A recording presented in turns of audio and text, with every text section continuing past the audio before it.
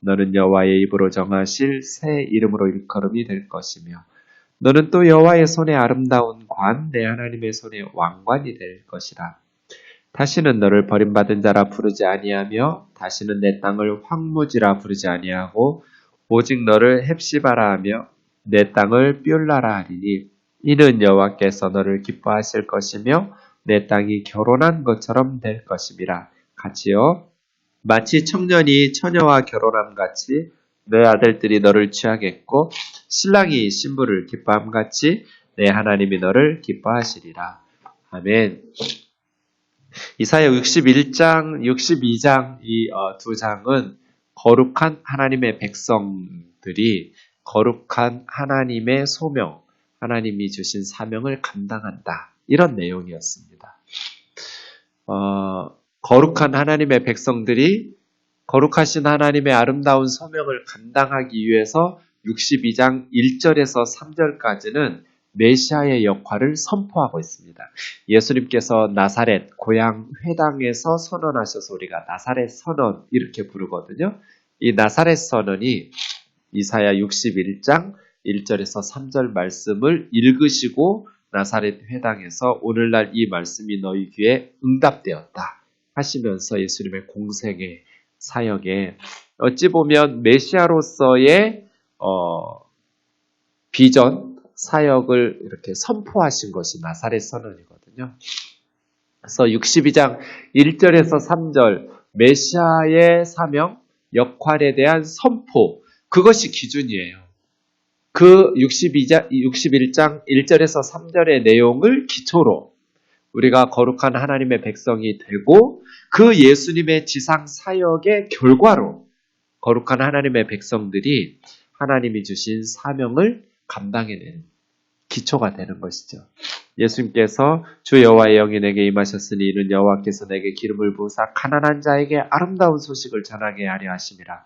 나를 보내사 마음이 상한 자를 고치며 포로된 자에게 자유를 갇힌 자에게 노임을 선포하며 여호와의 은혜의 해와 우리 하나님의 보복의 날을 선포하여 모든 슬픈 자를 위로하되 무릇 시온에서 슬퍼하는 자에게 화관을 주어 그 죄를 대신하며 희락의 기쁨으로 그 슬픔을 대신하며 찬송의 옷으로 그 근심을 대신하시고 그들이 의의 나무 곧 여호와께서 심으신 그 영광을 나타낼 자라 일컬음을 받게 하려 하심이라.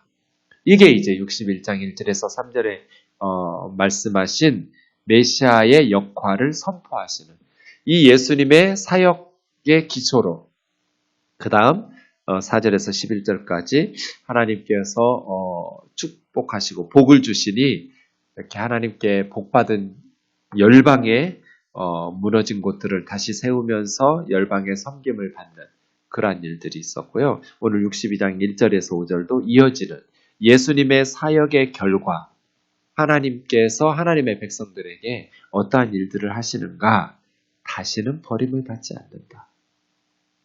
회복되는 그 시온, 예루살렘의 하나님의 백성들의 회복의 모습들을 그려주고 있습니다. 1절 우리 좀 같이 읽겠습니다. 62장 1절입니다. 시작. 나는 시온의 의가 빛같이 예루살렘의 구원이 횃불같이 나타나도록 시온을 위하여 잠잠하지 아니하며 예루살렘을 위하여 쉬지 아니할 것인즉. 원문에 보면 좀 문장이 두 개가 순서가 바뀌었는데요. 시온을 위하여 잠잠하지 아니하며 예루살렘을 위하여 쉬지 아니한다. 이게 앞에 나와 있어요. 근데 여기서 나가 누구냐는 거예요. 나가 누굴까요? 시온은 예루살렘이죠. 시온, 예루살렘이 회복될 때까지 잠잠하지 않겠다. 이 잠잠하다라고 말은 침묵하지, 조용히 있지 않겠다는 거잖아요. 그리고 쉬지 않겠다. 이것도 가만히 있지 않겠다는 거예요. 그 나는 누굴까요? 예루살렘이 회복될 때까지.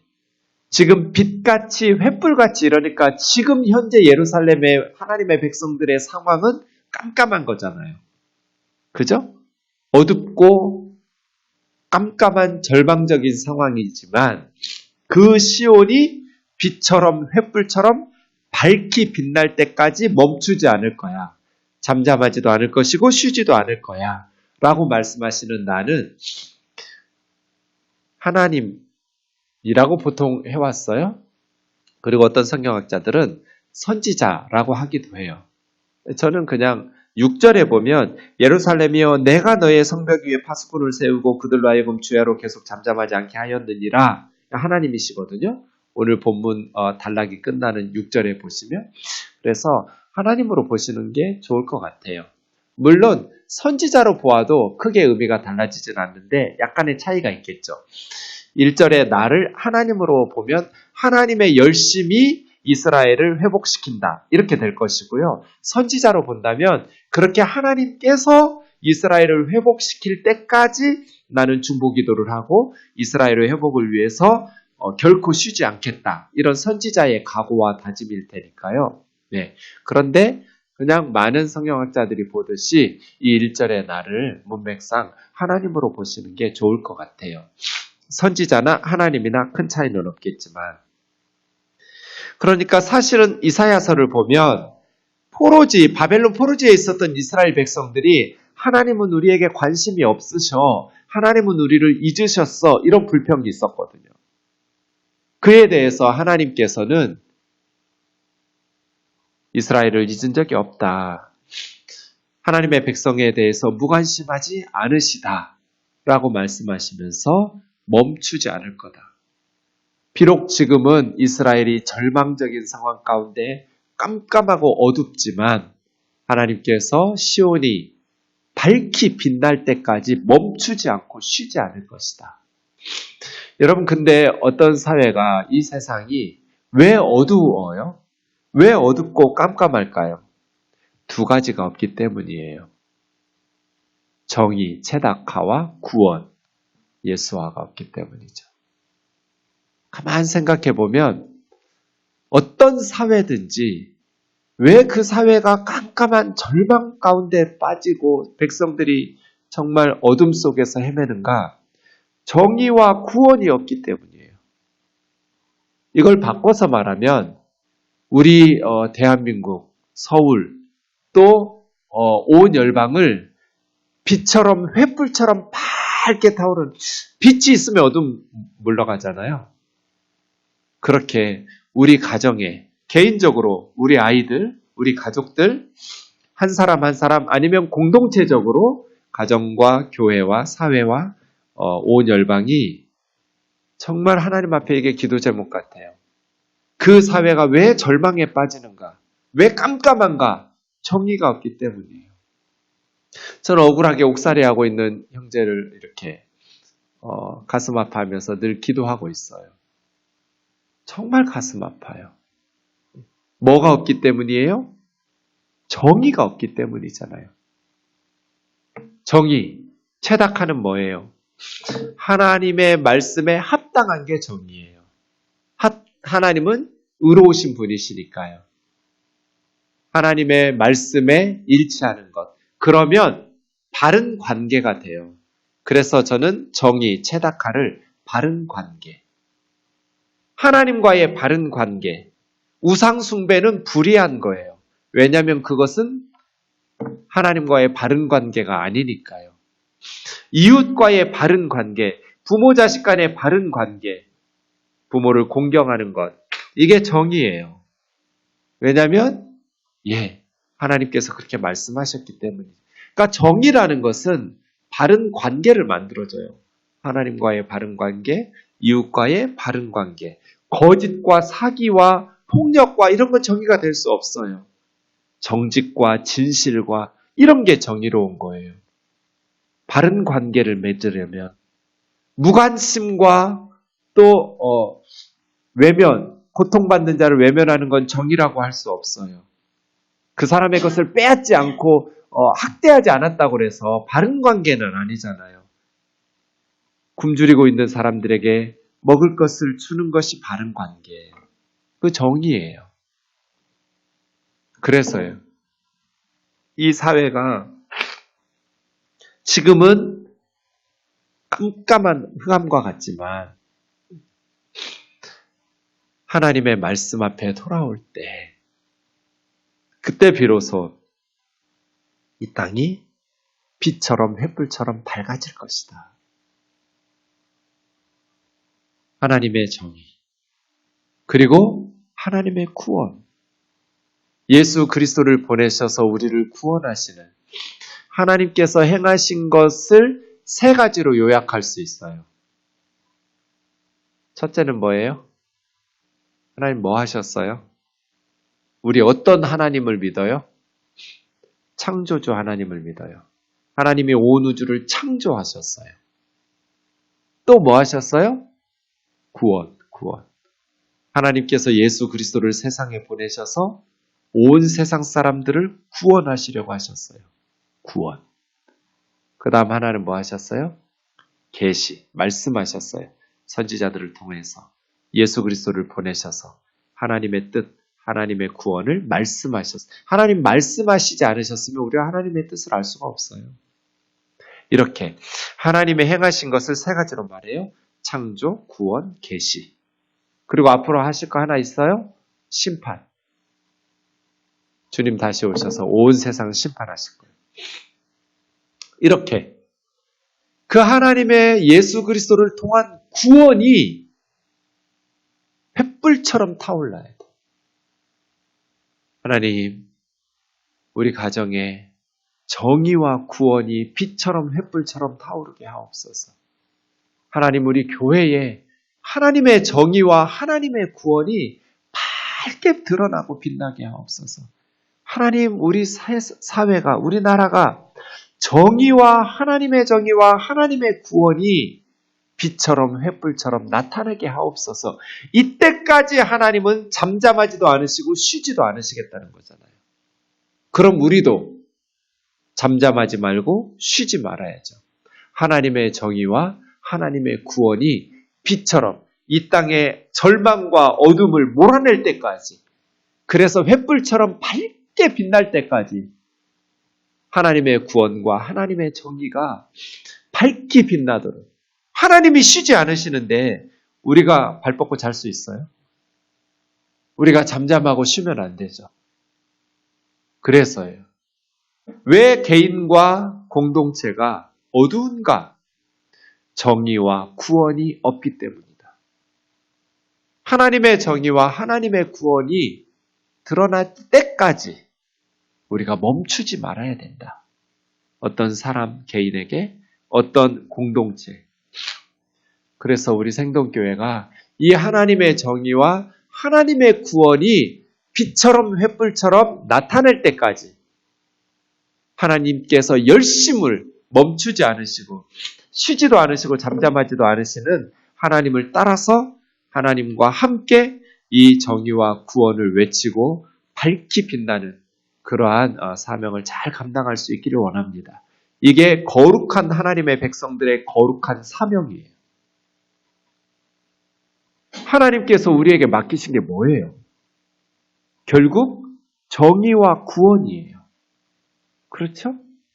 하나님의 정의가, 하나님의 말씀이 시행되도록, 하나님의 정의가 나타나고 빛나도록, 하나님의 구원이, 예수 그리스도를 통한 이 온 인류의 구원이 빛처럼 횃불처럼 나타나고 밝혀지도록.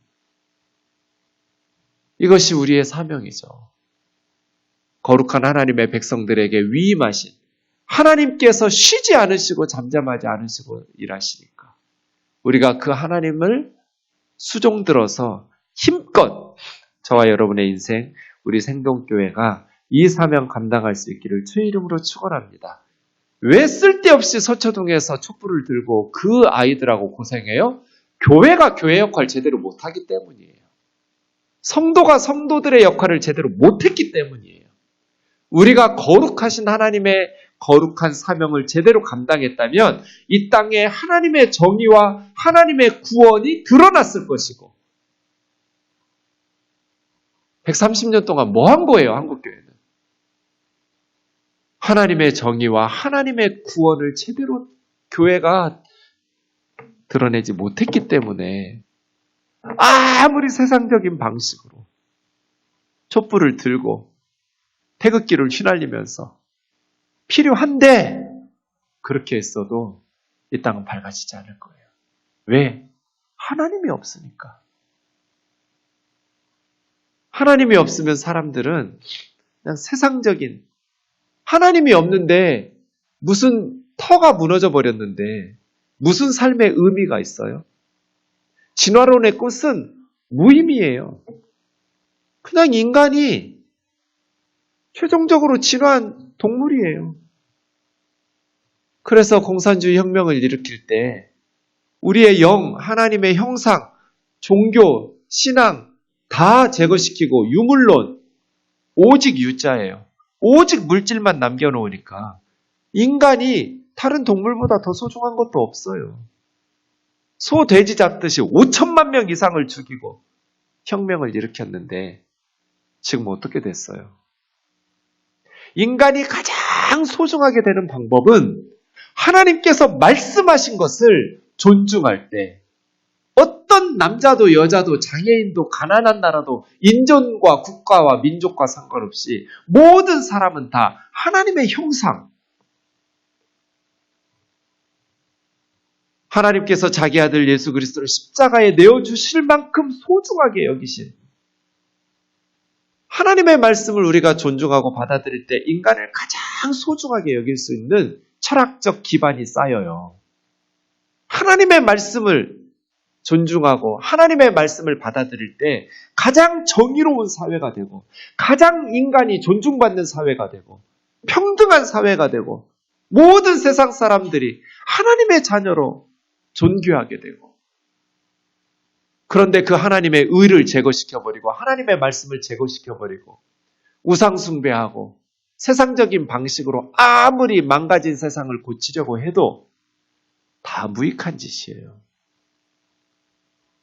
하나님께서 나는 잠잠하지 아니하며 쉬지 아니하신다고 말씀하시는 이 하나님의 역사가 나타나야 돼요.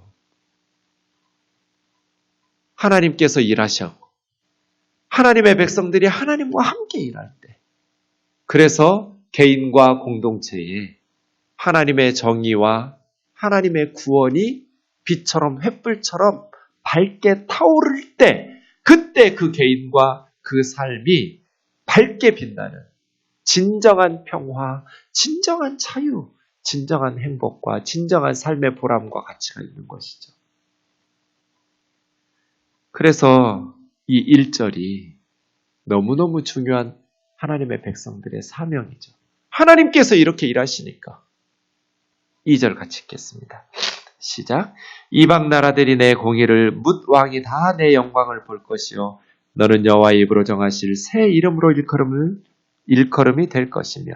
이방 나라들은 예전에는 이스라엘을 비웃고 조롱했던 나라들이죠. 뭇 왕들도 그렇고요. 그런데 이제는 너의 공의를 또 너의 영광을 볼 것이요. 여기 공의라고 말했던 것도 똑같이 체다카예요. 1절하고 원문으로 보면 단어가 똑같아요. 1절에서는 의라고 번역했고 2절에서는 공의라고 번역했어요. 같은 단어인데. 체다카. 이방 나라들이 하나님의 백성들의 정의, 그것이 사실은 영광이에요. 하나님의 백성들의 영광, 카보드죠. 하나님의 정의를 보게 될 때, 뭇 왕들이 이스라엘을, 하나님의 백성들을 영광스럽게 높이겠죠. 한국 교회가 하나님의 말씀에 제대로 순종한다면 정의로운 공동체가 될 거예요, 교회가. 공의로운 공동체가 돼서 이방 나라들과 뭇 왕들이 하나님의 백성들의 영광을 보게 될 거예요. 이렇게 손가락질하고 무시하고 멸시하고 욕하고 개독교라고 하지 않을 거란 말이에요. 뭐가 문제예요? 우리가 하나님의 말씀에 온전히 순종을 안 하는 게 문제죠. 하나님의 말씀에 순종하는 게 정의니까요. 하나님의 말씀에 순종하면 바른 관계들이 만들어지거든요. 회복이 일어나거든요. 1절에서는 정의와 구원이 연결지어졌고 2절에서는 정의와 영광이 연결지어졌어요. 연관 있는 단어들이에요. 하나님의 구원이 제대로 시행되면 정의로워져요.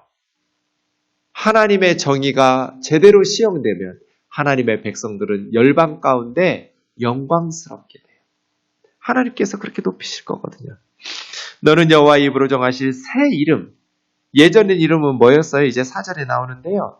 예전에는 아주 부끄러운 이름. 그런데 새 이름을 주신다는 건 새로운 삶이 시작되는 거잖아요.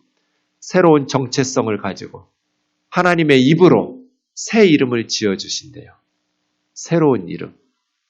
그런데 새로운 이름만 지어주시는 것이 아니라 그 새로운 이름에 걸맞는 3절에 보니까 면류관을 주신대요. 아름다운 관, 왕관. 이렇게 말하면서 다 여호와의 손으로 하나님의 손으로. 하나님의 손으로 아름다운 관을 씌워주시고 여호와의 손으로 왕관을 씌워주시는. 그래서 예전에는 이방 나라 사람들, 문 나라 사람들이 무시하고 멸시하고 조롱하고 하나님의 백성들을 향해서 욕하고 비웃고 그냥 무시하면서 손가락질 받았던 하나님의 백성이 이제는 너무나 영광스럽게 그래서 하나님의 손에 면류관을 씁니다. 이 관은 두 가지 의미가 있어요. 하나는 그림에 있는 것처럼 저게 나폴레옹 왕의 대관식, 왕이 관을 쓰는 대관식이든지 아니면 신부가 이 관이라고 볼 때 아름다운 관이라는 단어는 금이나 은으로 만든 왕관 같은 것일 수도 있고요. 또 신부가 결혼할 때 쓰는 꽃으로 만든 저 신부의 머리에 있는 것처럼 화관일 수도 있어요. 문맥에 따라서 번역이 달라요. 어쨌든 아타라라는 말인데요. 이 아타라라는 관이 금이나 은으로 만든 면류관 혹은 꽃으로 만든 화관. 그래서 두 가지 경우에 써요. 왕의 대관식 혹은 신부의 결혼식. 이렇게 하나님의 손으로 아름다운 관을 씌워주시고 다시 3절 보시면 하나님의 손으로 왕관을 씌워주신대요. 너무나 소중하니까 하나님께서 하나님의 백성들을 아름답게 그리고 다시는 요거도 먹지 않도록 부끄러운 이름으로 불리지 못하도록 새로운 이름을 지어주신다는 거예요. 새 이름. 그 새 이름과 옛 이름을 4절에서 두 개씩 이야기하고 있어요. 예전 이름 뭐였어요? 버림받은 자. 이 버림받은 자라는 것이 아자브가 이제 떠나다, 버리다거든요. 아자브라는 동사, 버리다, 떠나다에서 아주바라는 단어. 한 단어예요. 버림받은 자, 아주바. 아주바가 헵시바가 된 거예요. 옛날 이름은 아주바, 버림받은 자. 그런데 새 이름은 헵시바. 옛날 이름은 황무지, 쉐마마였어요. 쉐마마. 그런데 새로운 이름은 뷸라. 예전에는 폐허예요. 이 황무지라고 불렸던 쉐마마는 황폐하다, 폐허가 되다. 사막 황무지 그런 아무것도 없는 그냥 무너지고 망가진 폐허. 그래서 황폐하게 된 황무지와 사막 같았는데 버림받은 곳 아주바였는데 이제 하나님께서 회복된 시온과 예루살렘을 헵시바와 뷸라로 부르시겠다. 새 이름을 주시겠다는 거예요. 그리고 그 이름에 걸맞게 하나님의 손에 아름다운 관, 하나님의 손, 여호와의 손에 왕관을 씌워주시는 그러한 회복시키겠다는 거예요. 헵시바라는 단어는 기뻐라는 게 동사로 되어 있어요. 뷸라라는 단어는 결혼하다라는 동사로 이게 다 명사, 동사 이렇게 똑같은 단어들이에요. 그래서 헵시바는 원래 하페츠라는 말이 기뻐하다예요. 기뻐하다. 하페츠. 이 기뻐하다라는 그 기뻐하실 것이며 이게 하페츠예요. 헵시바하고 같아요. 그래서 헵시바라고 우리 한글 성경에 써놨는데 원래는 헤페츠가 기쁨이 돼요. 그런데 나의 기쁨하면 헤페치가 돼요. 헤프치. 하페츠 기뻐하다. 기쁨 헤페츠. 나의 기쁨 헤프치. 헤프치인데 나의 기쁨이 바. 바에는 거기예요, 거기. 그래서 나의 기쁨이 거기에 있다. 이게 헵시바인데요. 제대로 하면 헵치바예요. 헵치바. 나의 기쁨이 그곳에 있다. 이게 하나님 이름이에요. 겁나 좋은 이름이죠. 그래서 지금도 이스라엘 여성들 이름 중에 많이 있는 이름 중에 하나가 헵시바예요. 헵시바. 나의 기쁨이 그곳에 있다. 하나님이죠. 하나님의 기쁨이 저와 여러분에게 있어. 이거 상상만으로 해도 막 설레지 않으세요? 하나님께서 나의 기쁨이 거기에 있어. 세상에 우울한 일 많잖아요. 우울한 일 많은데 무엇인가를 생각하거나 누군가를 생각하면 미소가 떠오르고 나의 기쁨이 그곳에 있어. 이게 헵시바예요. 우리도 그럴 때 있죠. 네. 하루 종일 힘들다가도 아이를 생각하면 기쁘다든지 아니면 누구를 생각하면 행복하다든지 그게 헵시바예요. 나의 기쁨, 헵치, 바, 그곳에. 나의 기쁨이 그곳에. 하나님께서 그렇게 새로운 이름을 지어주셨어요. 나의 기쁨이 그곳에 있다. 헵시바. 이게 예루살렘의 새로운 이름. 예루살렘을 이렇게 바꿨으면 어땠을까 하는 생각이 들지만 헵시바로 후대에 불려지진 않았어요. 지금 예루살렘으로 불려지죠. 어쨌든 하나님께서 지어주신 새로운 이름. 과거에는 버림받은 자, 아주바, 버림받은 자였다면 나는 거기를 버린다. 아주바가 이제는 헵시바. 나의 기쁨은 그에게 있다. 회복이죠. 이게 회복이에요. 하나님의 기쁨이 저와 여러분에게 있기를 원합니다. 하나님의 기쁨이 우리 생동교회에 있기를 원합니다. 하나님께서 근심하고 슬퍼하시다가도 우리 생동교회를 생각하면 미소가 그리고 노래가 흥얼거려지시는 하나님의 입가에 잔잔한 미소와 노래가 흥얼거릴 수 있도록 우리가 그렇게 살기를 원합니다. 나의 기쁨이 그곳에 있다. 헵시바.